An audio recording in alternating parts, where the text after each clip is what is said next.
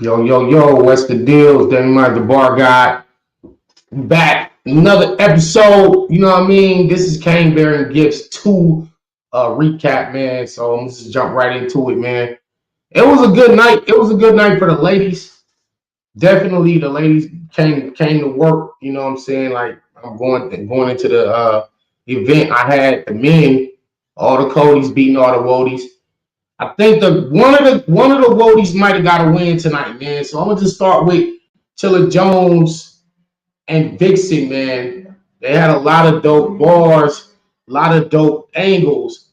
But the crowd tonight, man, I just want to point that out. The crowd tonight just was it was like it was too much commotion going on. I don't know what was going on. A lot of they kept stopping Chilla's momentum. Vixen, I think she just had a little more like just the want to win. You know what I mean? Like she really came to play. She had a lot of dope setups. The OnlyFans angle was brought up, and she kept promoting her joint. Chilla Pin, as always, was very vicious. I just feel like, said the bars were horrible. Ivan Bond said the bars were horrible. Yeah, I had Vixen 2-1. I think Vixen won the battle. I'm not necessarily sure what, like I said, that it was just too much. Chilla couldn't get his momentum. I seen some of that happen last night with A Ward and A Verb. There was just times where they just kept interrupting the battle, and I just been seeing that go on, and it's kind of whack, man. So yeah, and Chilla my man. So y'all know I ain't biased. The ATL crowd is different.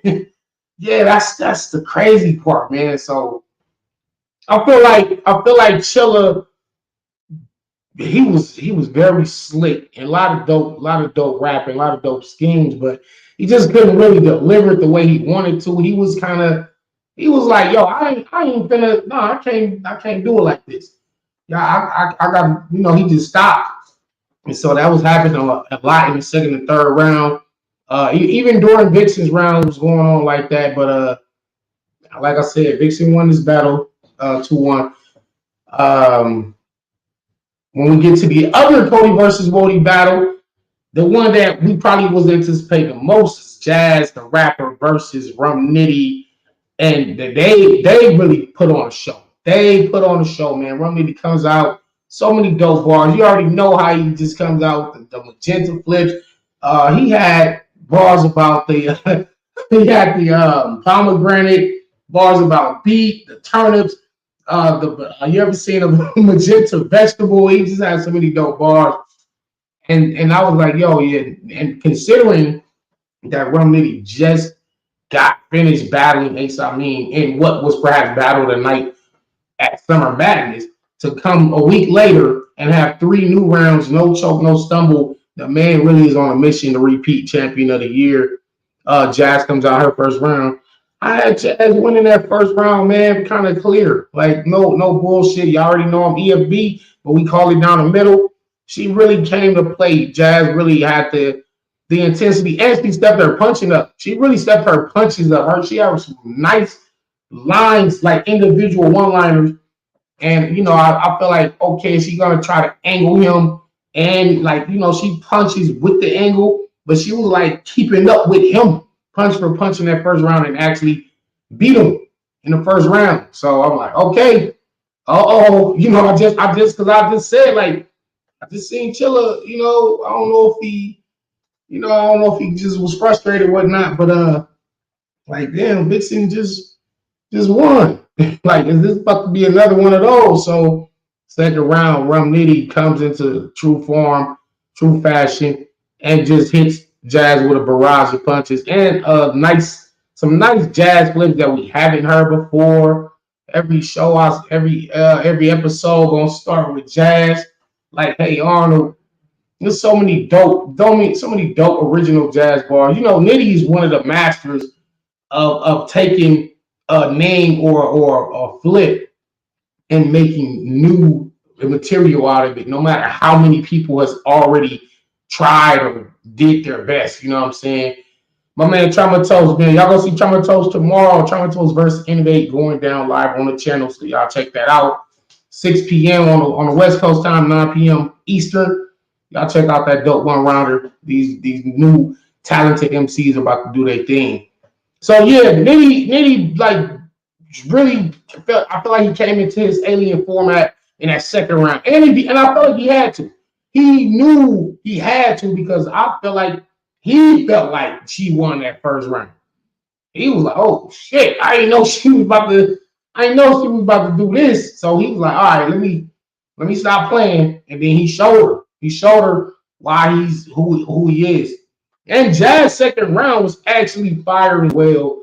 No bullshit. Jazz second round. So if Nitty's second round was like a 9, Jazz's second round was like an 8.5, man. I was like, oh shit, is she about to really get this round as well? But she never quite could match as many crazy punches as he had in his second round. So I'm like, okay, it's 1-1 going into the third round. Nitty again, just so many crazy bars. I think for one, for sure, Nitty's rounds were shorter than Jazz's. Jazz definitely had like 4-minute rounds, or at least 3.5, where Nitty pretty much was probably at 3 minutes on a dot. Not counting crowd reaction, we're just talking about just straight rapping material. She definitely wrote more, but of course, he just wrote these rounds. Probably just finished on Thursday, so I'm pretty sure he locked in. Friday, Saturday, got his material memorized. And so when you coming off one battle and you're going into another big battle, important battles too. These ain't just regular battles. This is Summer Madness, and then Kane Barron Gibbs too was like, Nitty got his work cut out for him, but he signed up for it. He's ready to take on these challenges. And Jazz was like, I got time. You know what I'm saying? I got time. Like I'm just tunnel vision focused on Rum Nitty. So shout out to Jazz the rapper for really trying to do her job. She did her job. Again, it was 1-1 to me going into the third. Nitty third was crazy. Jazz had a longer round, but I think where she messed up at is she tried to angle about him not having a windshield in there. She started being a little bit more angle heavy in the third round, whereas where she kind of let up on the punches and those extra angle attacks did not land in the building. So it pretty much equated to filler. So she really could have cut those parts out. Not saying her third round was whack, but there was definitely some segments in her third where she just could have cut the filler out, and just now this third is going to either be she edges it out or it's really really debatable. But again, I had Nitty taking that third round, which is more bars. You know what I mean? Y'all can watch the battle. Y'all might feel like y'all like Jazz Angle. Forget what they was feeling in the building or what they wasn't feeling. Maybe you felt it, and maybe y'all say y'all had Jazz winning rounds 1 and 3. You know what I'm saying? So it's not that far of a of a distance between who won that battle. So am I judging off crowd reaction? Nah, I'm not judging off crowd reactions, but the windshield thing and all that just don't when somebody like Rum Nitty's in front of you, you can, like those, even if they're meant to be hilarious and they're meant to be like super funny, and it don't land, then it's like it just kind of leads up to nothing. So I'm not going on crowd reaction. I know I'm listening to the bars. I'm really digging what Jazz is doing with these bars. But she came up short. I think final score probably 100-94. It was that close. It was a close battle, but for her to make it that close with Rum Nitty, it made me say, Jazz, you got to come outside for the bar guy. So I'm definitely ready for that. Let's see. Final battle. Well, the main event, what we all came to see, Geechi Gotti versus Coffee Brown. Coffee comes out with a decent first round. It really wasn't that crazy. It wasn't like that bar heavy. I expected more from her first round. Geechi comes out. He pretty much he bombs on her. He kind of clears her out. They're both airing out laundry, behind the scenes stuff. She's and he set her up to get beat up, and he's like, "Yo, I'm not trying to get involved with women drama because that's how niggas get killed." It was just a lot of, I was trying to train you. He was basically saying some battle rappers, I ain't saying no names, battle rappers ran train on her or whatever. And he said he was trying to train her in a different way. He was like, I'm calling your phone, teach you how to do hard work ethic, sparring with you. Meanwhile, you out here sleeping with battle rappers. They kind of, and she's accusing him of this. And that was like a drama fest battle. But yeah, Geechi got that first round, I think pretty clear for sure. Clear. Second round, I asked Coffee Brown. Second round, I asked the Coffee Brown, man. She really kicked into high gear in that second, stepped her pin up. It was more punches, it was dope angles. Gotti, I don't know if he kind of just went into cruise control in that second round, and he actually almost did the same thing in the third round. And that's where it's like he had like some last second haymakers that really edged him out that third round for me. You know what I mean? But I definitely gave Coffee the second, Geechi the first. Third round was actually pretty close. Geechi started saying stuff like, I don't really care if I win, blah, blah, blah. And I was like, I started believing it because we've seen better versions of Geechi. We definitely seen better versions of both of them. So I'm going to just start there. If this wasn't the same Coffee that battled T-Top, I've seen better versions of her. This wasn't the best version of Geechi Gotti that we got tonight. Yeah, at least was trying to rebuttal every round, freestyling. And to me, I don't know if he freestyled his third round, but it seemed almost like the third round he had for Jazz the Rapper, where it's like the craftsmanship. You could say it was a little lazy, but there was some crazy haymakers and setups in that third that kind of basically saved him for in that third round. And Coffee also has a third round that's pretty dope as well. So I feel like I don't know, man. I feel like Gotti got rounds 1 and 3. The first round for sure. The third round he edged it out. Second round I gave it to Coffee. But again, with him just saying, I think he said it like twice in the battle, like I don't care. It felt like it honestly felt like he didn't care about that battle. So yet and still, it was what it was. And considering that these battles are coming after Max Out, which was yesterday, where that basically was a classic card, probably a 9 or a 10 out of a 10 scale. This event, it was just too many ghetto interruptions going on through these battles, man. So I don't know what it was. I wasn't there, but they got to get that under control because that really just takes away from the battles a lot, man. It's like hold it down, let them rap. Damn, come on, man. Like all that going on every round, every battle. It's like, yeah, that shit was whack, man. That shit was whack as hell. So I ain't like that part, but and normally King of Diamonds be having a cool ass crowd. Shout out to Gina Views and Kevin Parks. They did their dope job at hosting the event. But I think Battle of the Night honestly was on the undercard, which that was Eunice versus Hansel. It was a judge battle, $1,000 on the floor from a sponsor. Both of them made top 6. Eunice top 6 of this year, Hansel top 6 from last year. They had this was a heated battle, and there was a lot of crazy bars and haymakers going on. That was the battle of the night for sure. Shout out to Eunice and Hansel. Hansel won the battle. He won rounds 1 and 3. Hansel stole that third round with a heartfelt storytelling ability about why he became an actor in the first place. So there was great counter writing because he knew that Eunice was going to bring up him being on the Medea movies and things of that nature. He counter wrote that, man. Fans lost 2-1 this month. Summer Madness and Geechi Card won. We only got Max out around.